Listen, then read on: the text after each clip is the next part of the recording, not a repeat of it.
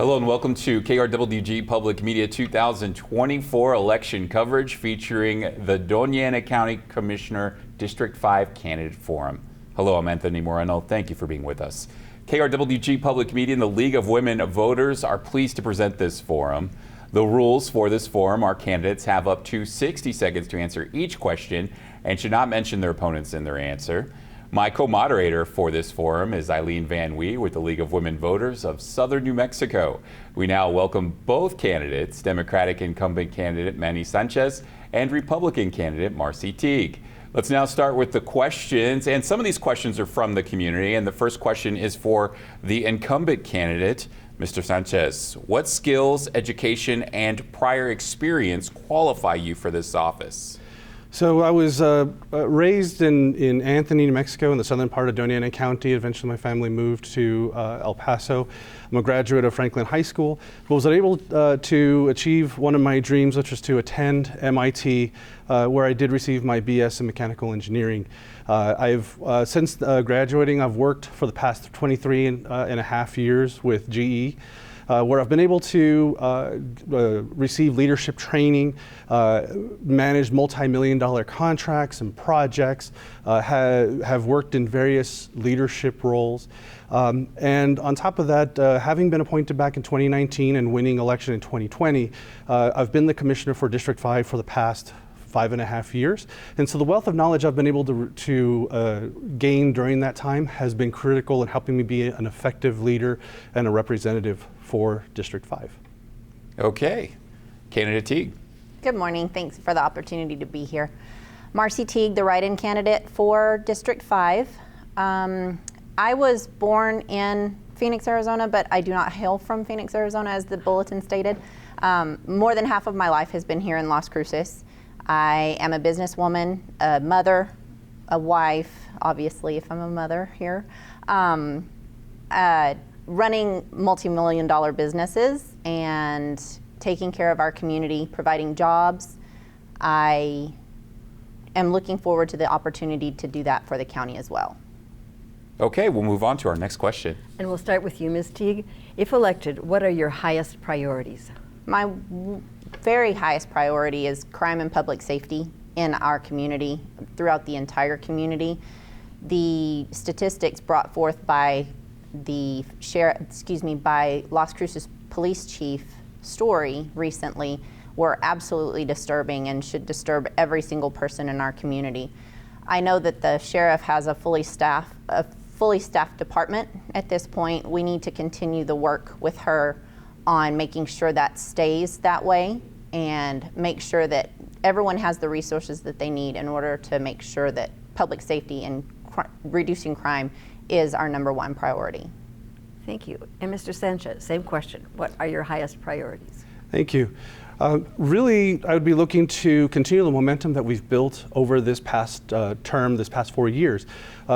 Chief among that has been the implementation of our 5-year strategic plan at the county. One of the things that it will help us do is be able to build a plan, multi-year plan, so that way our residents can see and understand what our goals are, our metrics, and what we're trying to achieve. In addition to that, it's really to continue on with the infrastructure that we've continued to work on, whether that's roads, flood control, public safety, continue to grow on staffing our fire stations full-time, where we've gone from 2 in 2021 to 8, which is nearly half, and also with the sheriff's department as well. And then the other one will be around economic development. We have a lot of growth in the southern part of the county. How do we continue that? And how do we start to spread that across the county? Okay, we'll stay with the incumbent candidate for the next question. What specific actions, if any, should the commission take to improve economic development in the county? Thank you. I'll actually start with a decision that we've recently made earlier this year, was that we hired our first economic development administrator. We were trying to ensure that we're prioritizing a long-term economic development plan. So that way we can identify what the challenges are that we need to address. And then also, how do we work with our different partners to ensure we're putting our best foot forward? We have an amazing collection of resources down in the Santa Teresa area with the Union Pacific Intermodal yard. We recently upgraded our jetport in Santa Teresa to be able to allow for 757 cargo aircraft to land there. And we also have the Santa Teresa port of entry. So we need to continue that. And again, as we build that plan, we need to look all across the county, whether it's in Chaparral or in the northern part of the county, in Hatch, Rincon, especially where with proximity to the spaceport, how do we take advantage of what we have here? Thank you. Candidate Teague. Along those same lines, I agree with the fact that we do need to take advantage of the spaceport, the border. We have veins running through our community that lead to the rest of the country, and we have to logistically look at making sure that we take advantage of every opportunity, of every resource that we possibly can, both local and federal, state and federal. We must create the jobs. We have to focus on infrastructure. We have to make sure that those are available so that we can increase the I'm at a loss for words on that, but the economic development of our entire community, of our entire county, can be spread out a little more, I do believe. I know we focus a lot on the southern part due to its proximity to the border, but I believe that we can. All right. That is our time. We'll move on to the next question. Thank you. And we'll start with you, Ms. Teague. How would you increase access to health care and including behavioral health services? Well, I'm very much encouraged by the crisis triage center that we are soon to be opening up. Great efforts by our county to get that opened back up. I'm encouraged by that. I know that we need to make sure that we always have those resources. We can't allow those to close. We can't allow those to be underfunded. We must make sure that the less fortunate and the vulnerable members of our community have the resources that they need to be able to get those services. Thank you. Same question for you, Mr. Sanchez. Thank you. One of the things that we've done during my term was making sure that we expanded bus routes into the northern part of the county. Those bus routes connect the residents with the various federally qualified health centers, so Ben Archer, La Clinica. So that was one thing that we've done recently. The other item that we can do is, as we start trying to connect those services with the people in the colonias, is starting to look at telehealth. How do we use our existing infrastructure within the communities to make sure that they don't always have to travel so many distances, whether here in Las Cruces or elsewhere, to receive that health care. The other thing that we look at is behavioral health and the lack of providers that we have. So we need to continue to figure out, working with our partner institutions, how we can increase the number of providers. But the one big piece is that we've seen is that the crisis triage center, which was closed earlier this year, is now less than 30 days away from being reopened. We can build on that, work on building with the 988 and mobile crisis units. Thank you. All right, our next question is from the community. How do you think the people in your district can unite during a time of political divisiveness? We'll begin with candidate Sanchez. Thank you. One of the things that I've done since being appointed back in 2019 was making sure I go out to the communities themselves and have meetings. So whether it's been in Garfield, Placitas, Rincon, Radium Springs, Doña, or here in Las Cruces, I've tried to make sure that we have meetings regularly. I think even during COVID, when we couldn't meet in person, we tried Facebook Live. We were trying to make sure we do that. And why that's key is because when you hear directly from the people what the issues are, a lot of times the issues, particularly local, are not politically driven. It's around public safety, it's around roads, it's infrastructure, animal control. And if we can understand those needs and address them, it really kind of helps us rise above the political landscape that is that's kind of prevalent in our nation right now. So that's really key, just understanding the needs of the community and coming to where they're at to talk with them. All right, candidate Teague. Thank you. Political divisiveness. I've never striven to be a politician. I'm a businesswoman, And my father was literally floored when I told him what was about to happen. It's been a very short period of time, but I've been able to meet with so many people, and so many people have reached out to me directly and very quickly after I decided that I was going to do this, that they want transparency, they want accountability, they want availability and to be heard.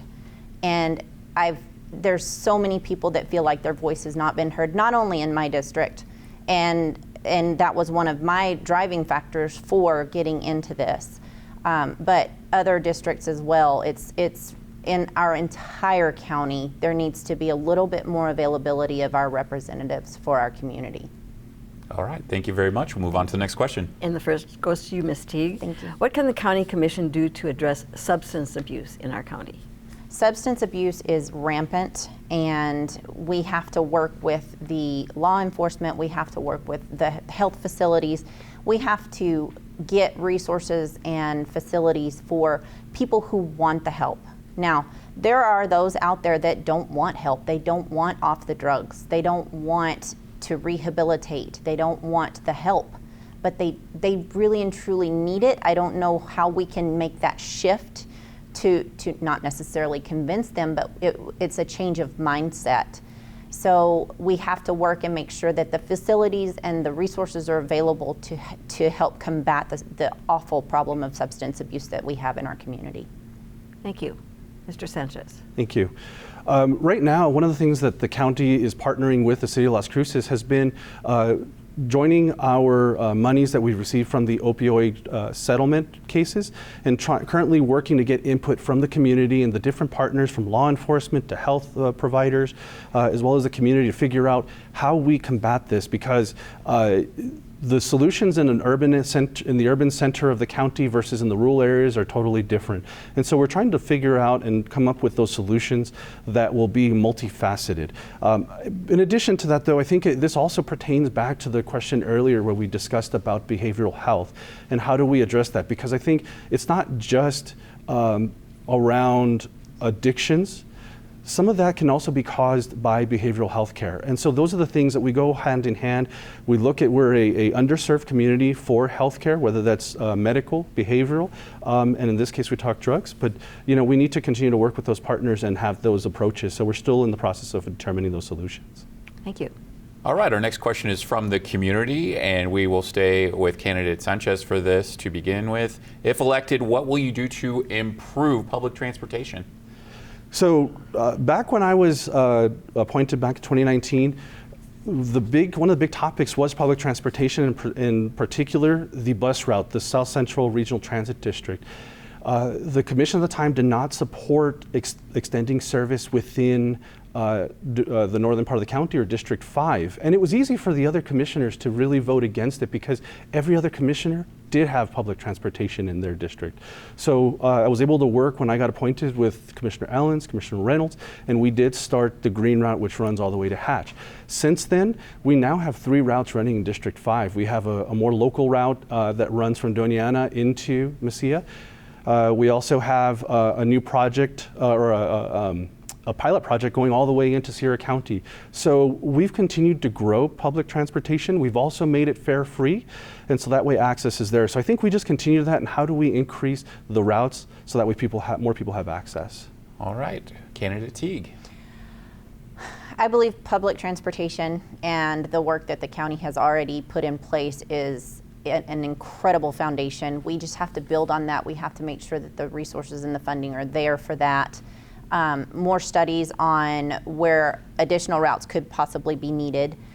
The outreach to the community and making sure that they're aware that those are available. I can tell you for a fact that there are so many people who aren't aware that even those routes are available to be able to make use of. So we need to do a better job of getting information out to the public and to our community, not just on social media, not just on the internet, on our county website. That's where I go to for everything, but that's not the majority of our communities in the outlying communities. So we do need to do a better job of that, and I'm trying to figure out great ways to be able to do that. Thank you. Ms. Teague, how can the County Commission address homelessness? Oh, homelessness is such a heartbreaking issue, and the homelessness can be combined with the substance abuse, with the mental health issues, with the crime and public safety. It all affects one another. I know that there are affordable housing projects, great projects that the county is doing, and we need to build on those. We have to take these foundations that the county has and make sure that we have additional funding and resources to be able to make these grow, make sure the community knows, get the community involved, community outreach, reach out for any and all possible federal funding options, grant programs. We have to make sure that the funding is there and that we provide more and more for our communities. Okay, thank you. Mr. Sanchez? Thank you. That's a particular challenge, and we've seen it just because it's not just the unhoused, but even low-income housing that needs to be available, especially the unique challenge in across the county is we have a big agricultural community where we have migrant workers that are, or seasonal workers that come in and are not of large means. So one of the things that the county's done has been working with Tierra del Sol to create low-income housing, but we've had to reach into getting new partners and having new ideas. And so in the last year, we've partnered with the City of Las Cruces. We provided some funding for the Peachtree Canyon housing, which just broke ground on phase 1 this past week. We need to continue to look for those partners and figure out from those that are directly working with the community how we can help with them. We also have an emergency housing project that's going in across from the government center that'll help those that are coming out of the detention center so they don't immediately go back on the road. So we're looking at different solutions, and we'll continue that in my next term. Thank you. Okay, our next question for the incumbent candidate. What are some steps the county commission can take to ensure communities in the county have clean and safe drinking water? That's really a huge challenge that we've seen in the county. New Mexico Environmental Department trying to keep up with all the different water associations and utilities across the county, because there's so many, there's a lot of small ones, is a challenge. And I think we need to look at possibly working with them, with the county, and figuring out how we can get involved. I think we can see up in Bernalillo County and Albuquerque, where they've created a large water authority there. Maybe that's not the full solution, but that's something we should be looking at, because I think water is a critical resource. And as we see how the water case is going to be happening, not on drinking water, but across our whole economy and county, that's going to be a huge effect. But we need to figure out how we can help those utilities address those needs to make sure every single person in the county is receiving clean drinking water. And it's something I think we continue to look at for a solution. Candidate Teague. Thank you. Clean drinking water is such a precious resource for all of our community. We have to make sure that there's accountability within these smaller water organizations. And if we do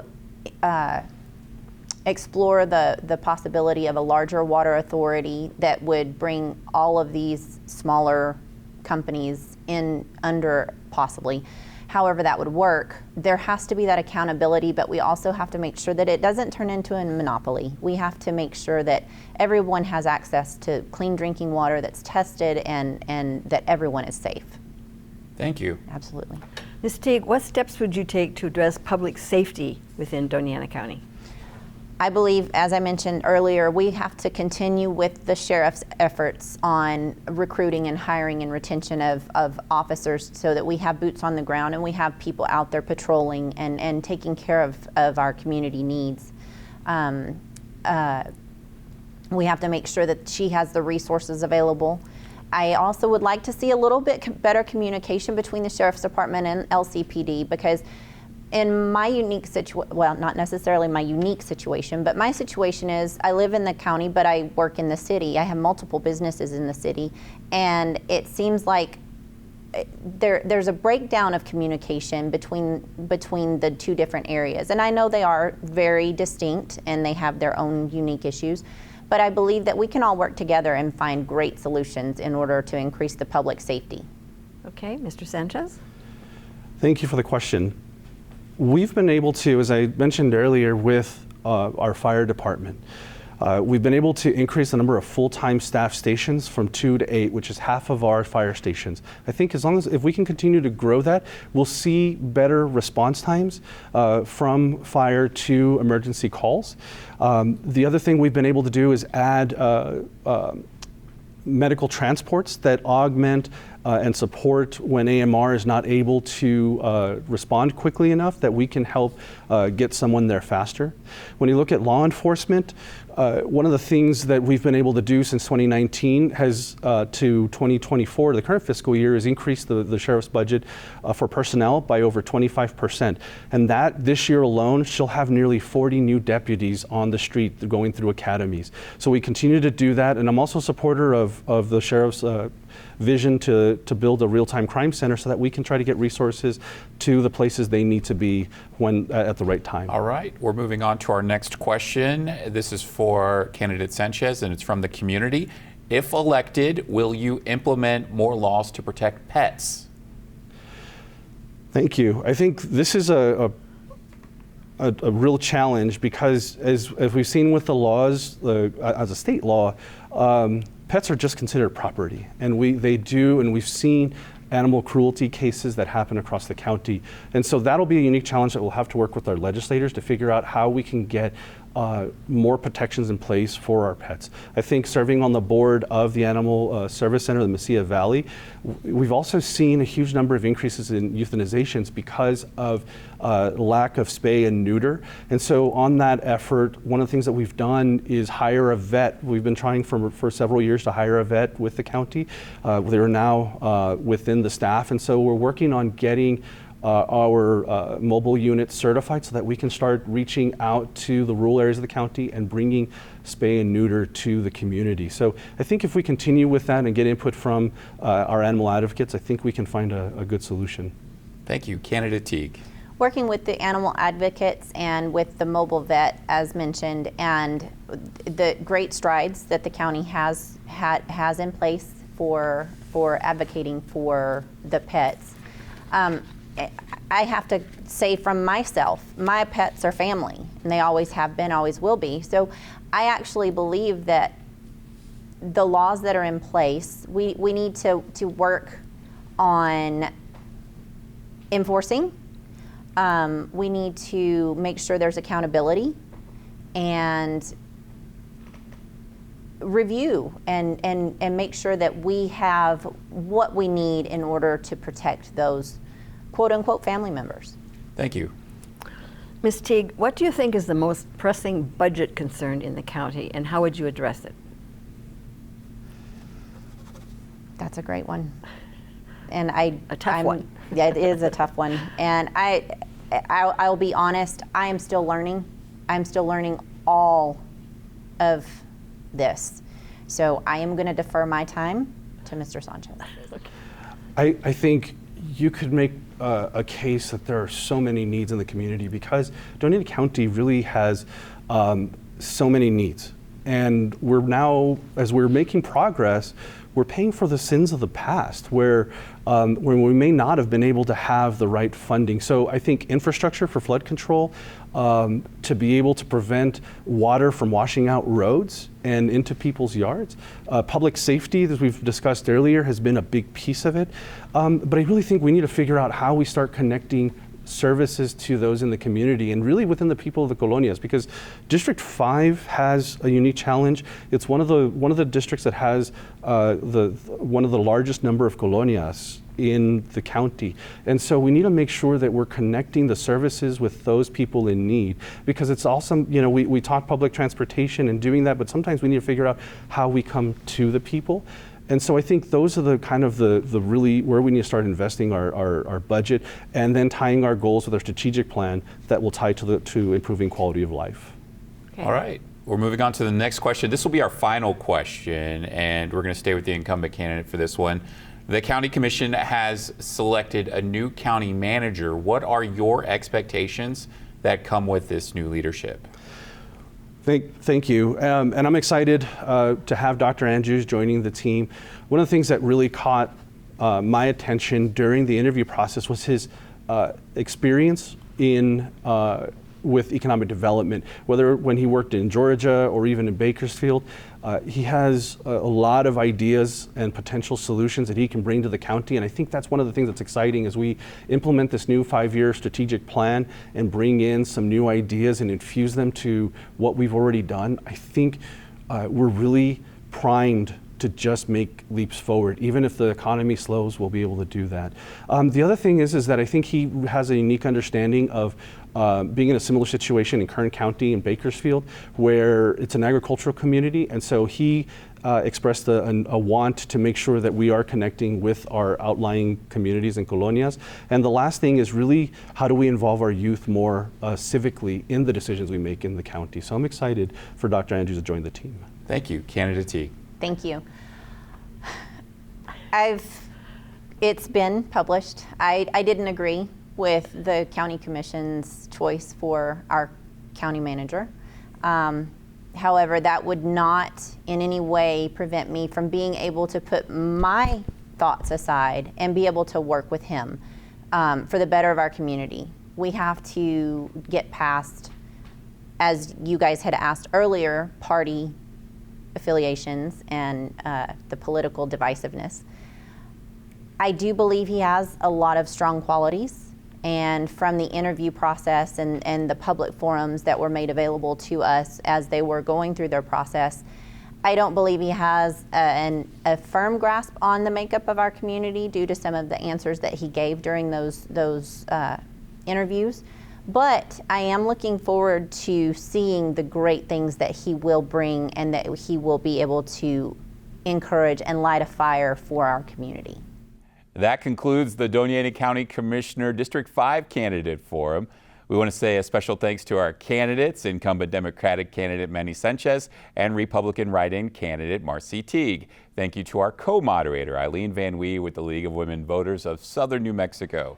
A reminder, you can stay updated with local election coverage by visiting the KRWG News Election Center at our website, krwg.org. I'm Anthony Moreno. Thank you for joining us. Election Day is Tuesday, November 5th.